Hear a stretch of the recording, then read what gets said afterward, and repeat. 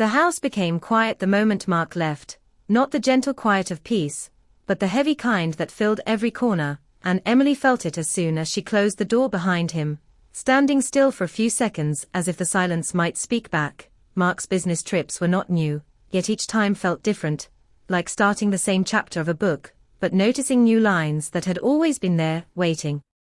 Emily walked through the living room, touching the back of the couch, the bookshelf, the framed wedding photo where both of them were laughing under a bright summer sky in Maine, and she reminded herself that this was normal, that strong marriages survived distance, that adults handled loneliness quietly.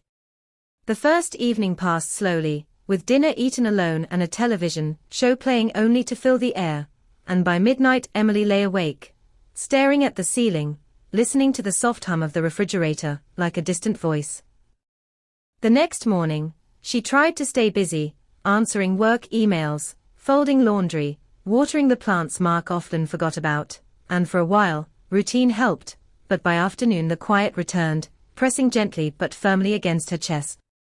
When she went outside to bring groceries in from the car, the paper bag split without warning, apples rolling across the driveway, and Emily sighed in frustration, kneeling down to gather them before they bruised. That was when a calm voice spoke behind her, light but steady, saying that apples seemed determined to escape, and she looked up to see Daniel, her neighbor from next door, already bending down to help, his expression kind and relaxed, like someone who was not in a hurry to be anywhere else. Emily thanked him, feeling a little embarrassed, but Daniel brushed it off easily, handing her the last apple and asking how she was doing, really doing, not in the polite way people often asked. She hesitated, then smiled and said she was fine, just adjusting to an empty house, and Daniel nodded as if he understood more than she had said. He mentioned that his wife had passed away years ago, and that he had learned silence could be loud if one let it be, then quickly changed the subject, pointing out that Rain was expected later, and offering to help if she needed anything while Mark was away. The moment passed quickly, yet as Emily carried the groceries inside, she felt lighter than she had all day, surprised by how much a short conversation could soften the edges of loneliness. That evening, while cooking dinner, she noticed she was humming without realizing it, and she paused, spoon in hand, confused by her own mood, wondering why such a small interaction stayed with her. She reminded herself that kindness was normal, that neighbors talked, that nothing about the moment was unusual, yet her mind replayed Daniel's gentle tone and the way he had not rushed her answers. The night moved faster than the one before, and when Emily lay in bed, she texted Mark goodnight, adding a heart emoji she hoped still felt meaningful, then turned her phone face down, deciding not to wait for a reply that might come hours later from a different time zone. The next day began with rain tapping against the windows, and Emily worked from home, focused and productive, but by afternoon the power flickered, and the house grew dim, the storm turning the world grey and quiet again. She lit a candle, sat near the window, and watched the rain, feeling a familiar ache settle in, the kind that came from wanting to share small moments with someone who was far away. A knock on the door startled her, and when she opened it, Daniel stood there with an umbrella dripping rainwater, holding a small flashlight, and smiling apologetically, saying he noticed her lights were out and wanted to make sure she was okay.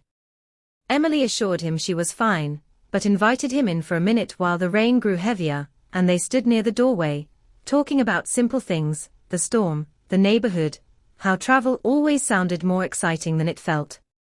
Daniel mentioned how evenings felt longer when there was no one to talk to, and Emily felt a quiet understanding pass between them, unspoken but clear. He did not stay long, thanking her and wishing her a peaceful night before leaving, yet after he was gone, Emily realized her heart was beating faster than before, not with fear, but with something closer to relief. As night fell, she cooked dinner again, noticing the silence, but also noticing that it did not feel as sharp, and she wondered if boredom was not the real problem at all, but the feeling of being unseen. Lying in bed later, Emily stared at the ceiling once more, but this time her thoughts moved quickly, circling around questions she did not yet know how to answer, questions about connection, about presence, about how easily life created small openings in moments of quiet. Outside, the rain slowed, the neighborhood settling into sleep, and Emily closed her eyes, unaware that this ordinary beginning, filled with simple conversations and shared silence, was already shifting something deep inside her. Something that would soon ask her to face feelings she believed she had long understood. The days after the storm moved faster than Emily expected, each one slipping into the next as if time had decided not to pause for her feelings, and Daniel slowly became part of her daily rhythm without either of them planning it. One morning, Emily struggled with a porch light that refused to turn on, and before frustration could settle in, Daniel appeared from next door with a small toolbox, fixing it in minutes while explaining he liked keeping his hands busy because quiet time made his thoughts wander too far. Emily thanked him, and instead of rushing back inside, she found herself standing there, talking about work deadlines, weekend plans she no longer made, and how Mark used to joke that business trips were temporary, but exhaustion felt permanent. Daniel listened closely, never turning the conversation toward himself unless it added meaning, and that made Emily feel strangely seen, as if her words mattered more than usual. Later that week, he mentioned a virtual book club he joined every Thursday evening, mostly retirees and professionals who missed thoughtful conversation, and invited her to sit in if she wanted, making it clear there was no pressure. Emily joined out of curiosity, sitting at her dining table with a mug of tea, surprised at how natural it felt to listen, to speak, to laugh without worrying about time zones or missed calls. After the meeting, she felt lighter, as though her mind had been stretched in a good way, and she realized it had been a long time since she had talked without checking the clock. The evenings changed after that, no longer dragging, but filling with small activities, short walks where Daniel waved from his porch, brief chats about books or movies, and occasional shared meals where they sat at opposite ends of the patio table, keeping space while enjoying company. Emily was careful, reminding herself often that kindness did not equal intention, that friendship did not mean replacement, yet her emotions moved faster than her rules. One afternoon, she found herself laughing at a joke Daniel made, the sound surprising her, because it felt real, not forced, and the laughter stayed with her long after she returned inside. That night, she picked up her phone to call Mark, but stopped, unsure how to explain the change in her mood without sounding ungrateful or distant. Instead, she sent a short message, asking how his meetings were going, and when his reply came hours later, brief and tired, Emily felt a sharp contrast between his exhaustion and Daniel's calm presence. She told herself not to compare, that distance changed people, but her thoughts did not listen. Over the next few days, Daniel shared small pieces of his life, never in a way that asked for sympathy, but in a way that explained who he was, a man who had learned to live with loss without letting it harden him, a man who valued conversation, because silence once took too much from him. Emily found herself respecting him more for that restraint, for the way he kept emotional lines clear even as closeness grew. One evening, while walking home from a nearby cafe, they stopped at the corner, watching the sunset paint the sky in soft colors, and Daniel said that evenings like that reminded him life still offered gentle moments, if one paid attention. Emily agreed, feeling a tightness in her chest she could not name, and when they parted ways, she stood at her door longer than necessary, holding on to the feeling of being understood. Inside, the house no longer felt empty, yet that realization brought discomfort along with comfort, and Emily sat on the couch, staring at the wall, asking herself why attention felt so powerful when it came without demands. She thought of Mark, of promises made with honesty and hope, and she wondered whether loneliness had quietly grown between them, or whether she had simply stopped speaking its name.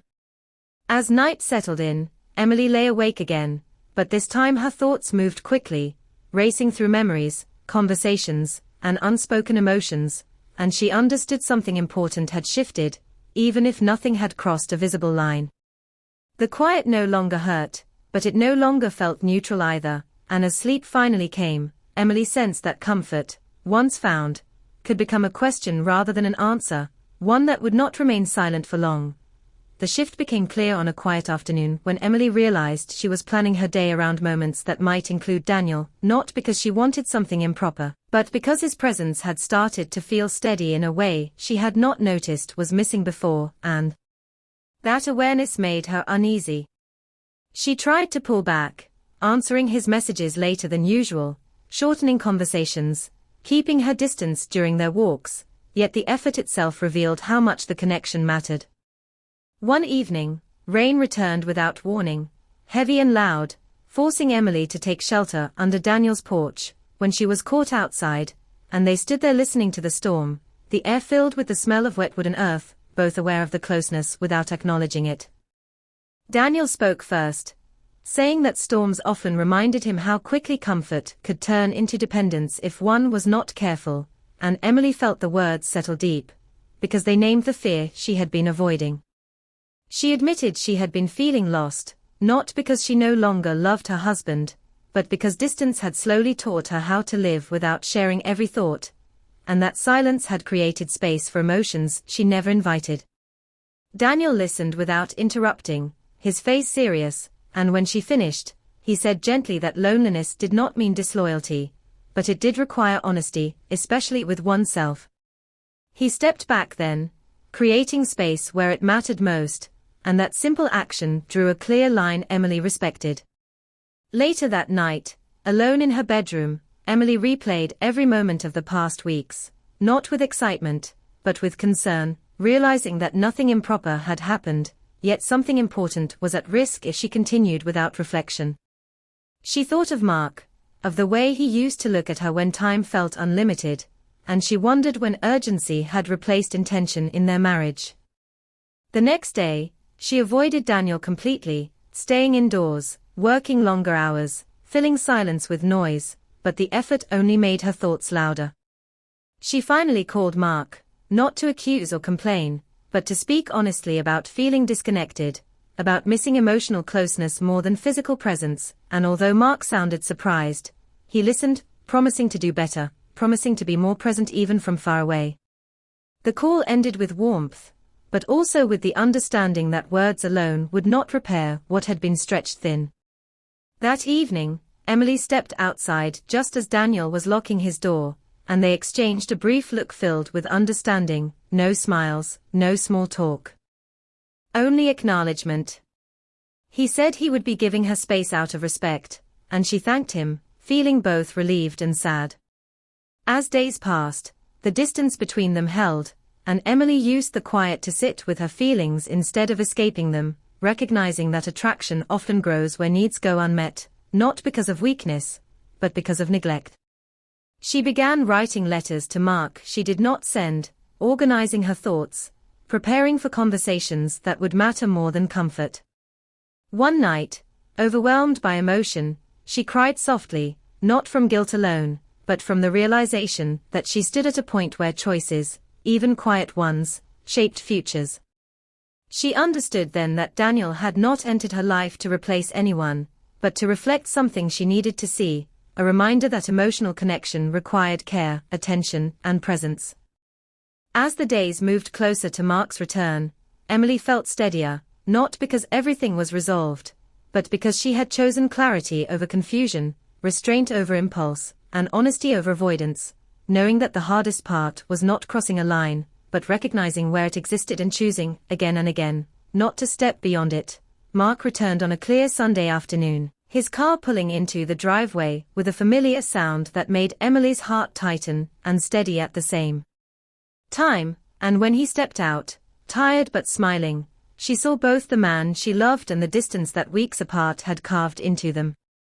They hugged longer than usual, not rushed, not dramatic, just holding on as if confirming something real still existed, and inside the house, suitcases sat unopened while they shared coffee at the kitchen table, talking about flights, meetings, small frustrations, and the quiet relief of being home.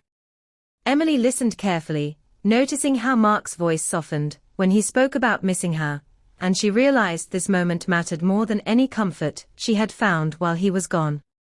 That evening, as the sun lowered, she chose honesty over ease and told him she had struggled, not with temptation, but with loneliness, with feeling unseen, with days that felt too long and quiet, and although she did not share every detail, she shared enough to reveal her heart without shifting blame. Mark did not interrupt or grow defensive. Instead, he leaned back, absorbing her words, admitting that work had consumed him more than he realized, that he had assumed stability meant silence, and that assumption had been a mistake. They spoke for hours, not arguing, but unpacking years of habits that had slowly placed distance between them, recognizing that love could exist alongside neglect if left unchecked. That night, they went to bed emotionally tired but aligned, aware that repair would take effort, not promises alone. Over the next few days, they moved with intention, cooking together, walking the neighborhood, putting phones away during meals, choosing presence in small ways that rebuilt rhythm. Emily noticed how Mark asked more questions, listened longer, and shared worries he once kept to himself, and she responded by speaking openly instead of waiting to be asked. One afternoon, while taking out the trash, Emily saw Daniel across the street, and they exchanged a brief nod, respectful and calm, no hidden meaning, only shared understanding that some connections exist to guide rather than remain. Later, Mark mentioned he had noticed Daniel helping around while he was gone, and Emily acknowledged it simply, framing it as kindness during a difficult stretch, and Mark accepted that without suspicion, trusting the transparency she had offered. As the week passed, Emily felt the house change again, not because it was louder, but because it felt shared, filled with intentional moments rather than background noise. She realized that boredom had never been the true problem. It was the absence of emotional attention, the slow drift that happens when effort is postponed. One evening, sitting on the porch together, Mark admitted that travel had become an excuse to delay hard conversations, and Emily admitted she had avoided asking for more because she feared being a burden, and in that mutual vulnerability, something firm settled between them. They made plans, not grand ones, but realistic ones, weekly calls when apart, clear check-ins, shared goals that reminded them they were building something together, not simply maintaining it. Days later, Emily ran into Daniel one last time at the mailbox, and he smiled kindly, wishing her well, and she thanked him, not with words heavy with meaning, but with genuine gratitude for the quiet support he had offered without crossing lines. When she returned inside, Mark was in the living room, reading, and he looked up with a smile that felt present, and Emily understood that growth often came through discomfort, through moments that forced reflection rather than escape. As weeks turned into routine again, Emily no longer feared the quiet, because it no longer felt empty. It felt chosen, supported by effort, communication, and renewed care. She learned that attraction can be a signal, not a direction, and that boredom is often a message asking to be heard, not avoided. The story did not end with drama or loss, but with awareness, responsibility, and the quiet strength of choosing commitment each day. And as Emily closed the door one evening, listening to familiar sounds of shared life, she knew that the hardest part was not facing temptation, but understanding what it revealed and responding with honesty before silence could speak louder than love again.